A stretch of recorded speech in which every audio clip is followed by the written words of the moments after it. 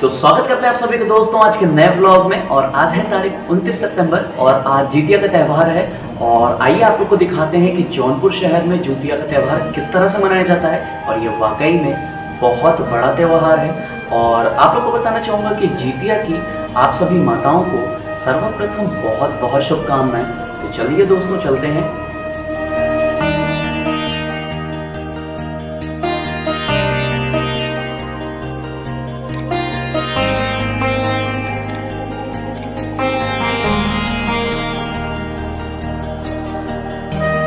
जितिया व्रत। बहुत समय पहले गंधर्वों के एक राजकुमार हुआ करते थे। वो बहुत परोपकारी राजा थे।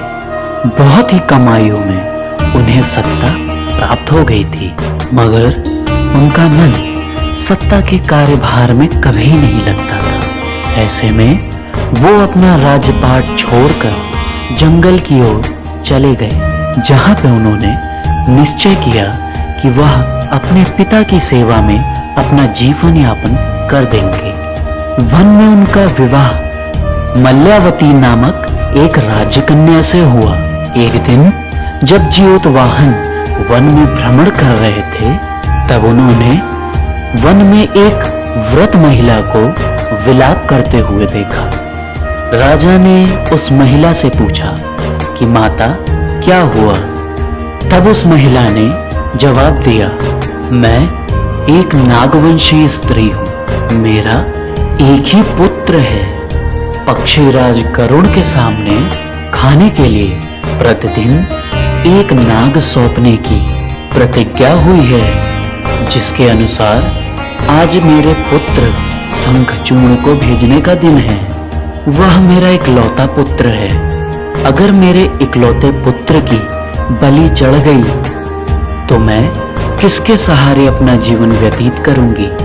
यह बात सुनकर राजकुमार का दिल पसीज उठा और राजकुमार ने कहा कि मैं आपके पुत्र के प्राणों की रक्षा करूंगा। ऐसा कहकर उन्होंने स्वयं को लाल कपड़े में ढककर वधशिला पर जाकर लेट गए।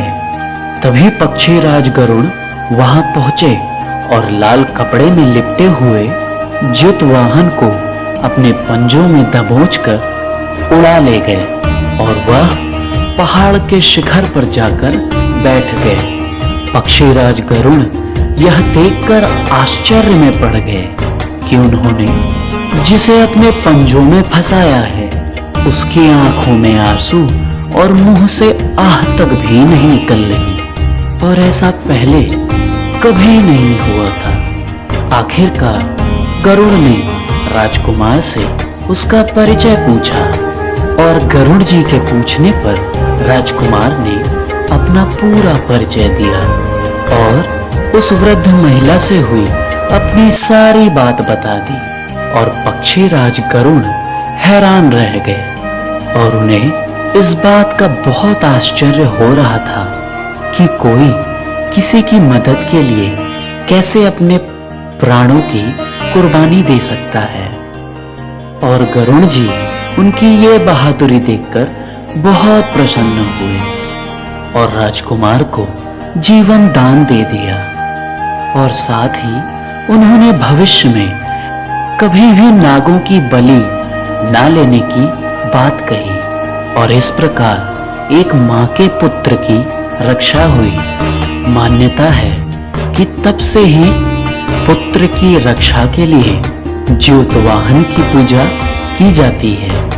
और इस पूजा को सभी माताएं निर्जला व्रत करके पूर्ण करती हैं, जिसमें रात्रि के समय व्रत का संकल्प लेकर पूरे दिन और अगली पूरी रात्रि निर्जला व्रत रखा जाता है।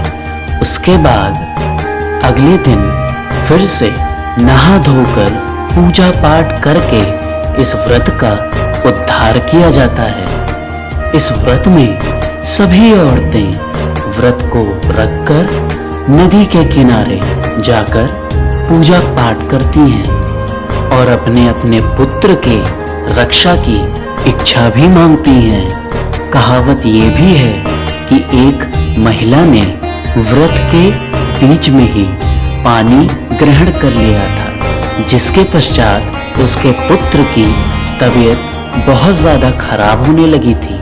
इसलिए कोई भी औरत, कोई भी माताएं किसी भी प्रकार का जल ग्रहण नहीं करती हैं। ये व्रत करवा चौथ और हरतालिका व्रत की तरह ही बहुत भव्य माना जाता है। ये व्रत मुख्यतः उत्तर प्रदेश और बिहार के जिलों में बहुत माना जाता है।